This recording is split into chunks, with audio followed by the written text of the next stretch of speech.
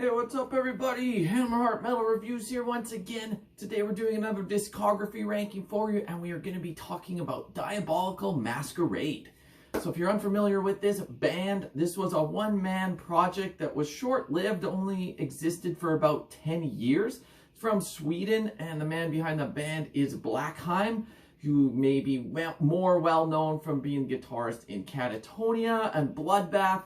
But for this project, he wanted to focus on a different aspect of music, and that was more on the black metal side of things. That being said, with lots of progressive and experimental elements going on in there as well. So he was basically responsible for everything here: vocals, guitar, bass, keys. Would usually get some guest drummers, and also highly involved member is Dan Swano from Edge of Sanity. Later, like in the later days of this project, he did actually become a member of the band, but even throughout the early albums, he was still highly involved with like producing the albums and contributing either some guest vocals and just some additional keys here and there.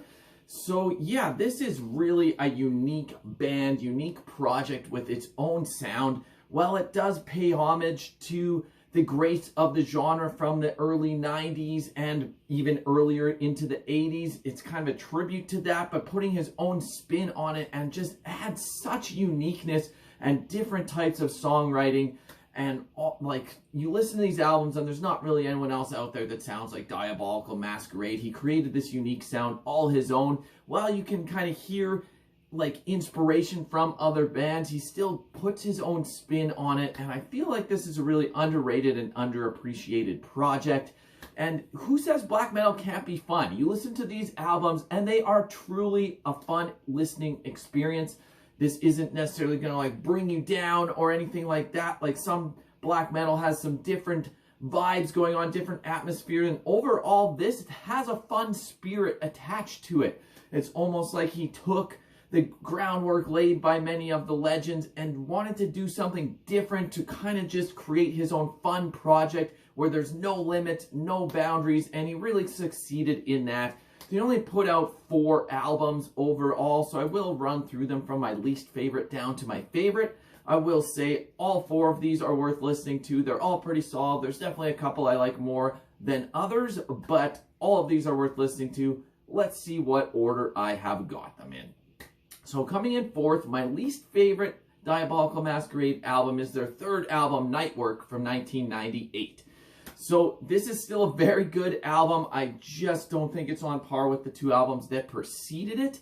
This has a much more symphonic and theatrical approach to the songwriting, really dialed up the keys here. Almost has like a Dimmu Borgir type of feel to it with the amount of keys and symphonics. That being said, this is still full of catchy tunes and riffs with the vicious black metal vocals that you've come to expect from Blackheim at this point in his career. Maybe some of these songs are a little bit over the top with the songwriting approach, but it really still works. Like, this is, like, I don't want this to sound like a negative. This is still a very enjoyable, very solid album. If I'm ranking them out of 4, this one is the one that I go back to the least. Still some really standout songs on here, like Rider on the Bones, The Skeleton Keys to the Dead. All in all, still very solid album. Just in my opinion, I like the other ones a little bit more. Up next, in 3rd place, I'm actually going to go to the 4th and final album, which is from 2001, Death's Design. So this is a very strange and unique album. This is not a typical album by any definition that you would define. This is a soundtrack to an imaginary movie that Blackheim created. So the songs, like, there's like 60 tracks on here, 61 I think actually, and they're kind of grouped together as movements, if you will. So you can kind of look at these groups of 3 or 4 tracks as like one song, but really this album just flows front to back as one piece. This isn't an album where you would pick favorite songs. That's not what it's intended to be. Like, the longest song on here is probably only like 2.5 minutes. But because it all flows together seamlessly. This is just one piece of art, one piece of music, and it's just best listened to from front to back. There's so much variety in here, like whether it's the horror movie-like atmosphere and background music to create this giant soundscape, or whether it's got these really nice folky harmonies and melodies. You've got experimental sections, you've got jazzy parts. It's just all over the place, all over the backdrop of black metal, but it really works. It's very strange, but honestly, this is an excellent album. You just got to be in the right mood and set yourself up for it. Don't go into this thinking you're getting a typical album, because it is definitely not that. But wow, is this just amazing. I had a hard time even just putting this in third. But overall, like, I go back to the first two albums a little bit more than this one in just for my tastes, but don't write this album off. I know I've heard some people say it's too weird, it's too out there, they don't really like it that much, but honestly, it's worth checking out. It is worth doing a deep dive into. Solid stuff in third place. All right, so that just leaves two more. The first two albums, which I consider both to be pretty much masterpieces. Which order am I going to put them in? In second place, I'm going to go with the sophomore album from 1997, The Phantom Lodge. This is a very diverse and fun album. Like I said at the top of this video, this is fun black metal. This puts a smile on your face, gets you headbanging, gets you singing along, which you don't always get in black metal, but wow, his vocals really knock it out of the park here. This really kind of continues the style from the debut, which I haven't talked about yet, but it evolves into even more of a unique sound and identity here. While I maybe prefer the debut by a little bit, this still kicks so much ass, and these songs will just stick in your head. The Walk of the Hunchbacked, his vocal delivery is so fast and frantic, it's just amazing. Hater brings in these falsettos from Dan Swano that are just awesome. Hater, tormentor, just fucking awesome stuff. Really catchy. And then you got the closing track, Upon the Salty Ball of the Broody Gargoyle. When he, like, this goes from slow-paced Celtic Frost style vocals and riffs, and then all of a sudden when it goes into the chorus, he's just black metal singing, upon the salty walls of the Broody Gargoyle, upon the salty walls of the Broody Gargoyle, Broody. It's just fucking awesome. You gotta listen to it. My shitty singing does not do this justice.